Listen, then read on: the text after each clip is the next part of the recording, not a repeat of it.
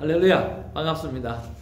오늘도 말씀 속에 계시는 하나님을 만나고 그 만남 속에서 또 받은 은혜들을 여러분에게 나눌 수 있도록 감사를 드리고, 또 여러분 또한 하나님의 받은 말씀들을 많은 사람들에게 나누면서 하나님의 말씀 속에서 나와 함께 하시고, 또 말씀을 읽는 것 이상의 것으로 하나님의 음성을 듣고, 그리고 그 음성을 듣고 순종하는 삶으로 하나님 앞에 살아갔더니 나는 너무나 행복하더라 라고 하는 그러한 삶의 고백으로 전도가 이루어지는 그런 하루가 되기를 주님으로 축복을 드립니다.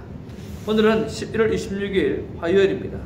요한계시록 15장 1절에서 8절 말씀입니다. 1절에 보니까 또 하늘에 크고 이상한 다른 이적을 보며 일곱 천사가 일곱 재앙을 가졌으니 곧 마지막 재앙이라.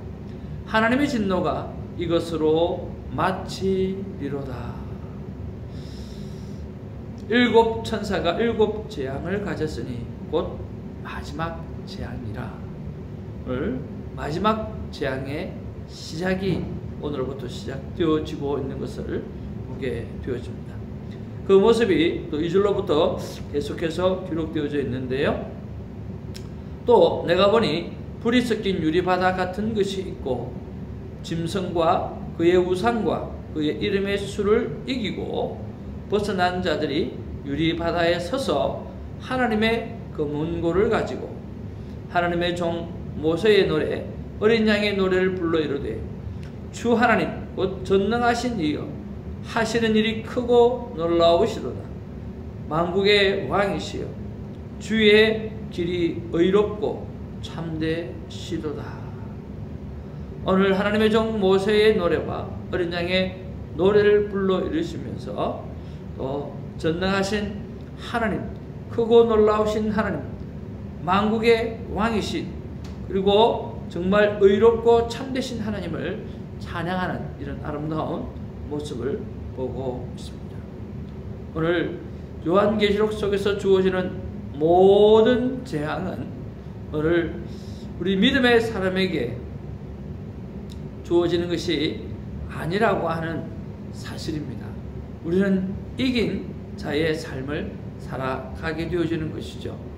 그런 면에서 오늘 우리에게 이 믿지 않는 영혼들, 그래서 그 믿지 않는 영혼들, 오늘 사단에게 사로잡혀 있는 그 영혼들, 사단의 사자로 그렇게 살아가는 그 영혼들이 우리를 핍박은 할 수 있지만 그 재앙 자체가 오늘 믿음의 사람에게 주어진 재앙이 아니라고 하는 것이죠.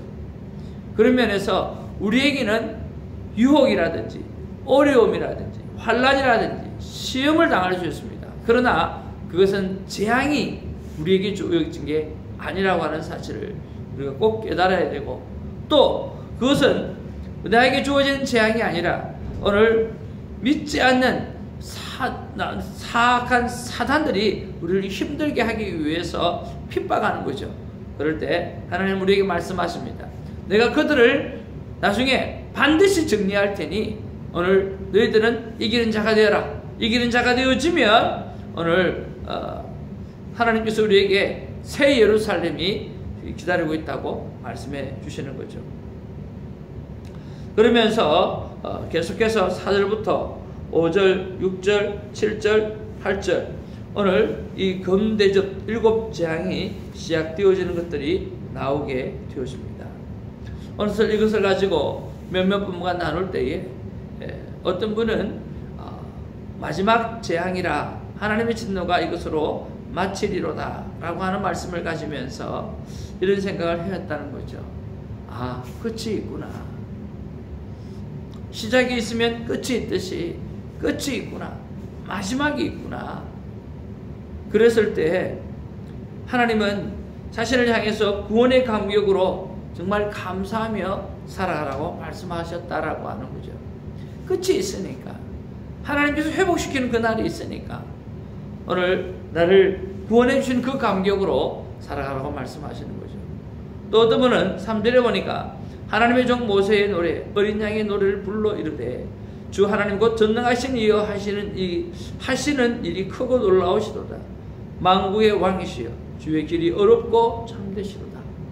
이 말씀을 보면서 그래 맞아, 내 삶 가운데 여러 가지 어려운 부분들이 힘든 부분이 있지만 이렇게 하나님을 찬양하는 이 노래를 바라보면서 나 또한 이러한 상황 가운데서라도 전능하신 하나님을 찬양하고 하나님이 하셨던 놀라운 일을 기억하고 찬양하고 정말 내 삶의 왕 되시는 주님을 찬양하고 정말 하나님께서 행하셨던 그 모든 일이 의롭고 참되심을 찬양하는 그런 찬양의 삶을 살아가야겠다는 결단을 하신 분도 계십니다.